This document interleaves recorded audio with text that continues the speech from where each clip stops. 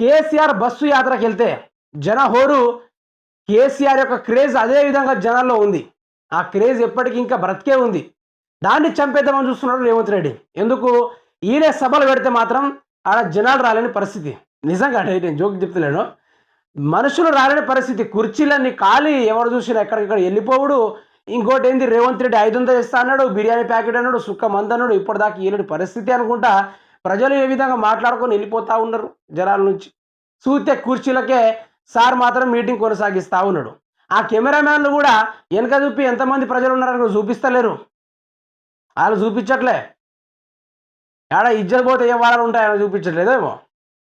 అయితే కేసీఆర్ బయలుదేరుడు, రేవంత్ రెడ్డికి దడబుట్టుడు.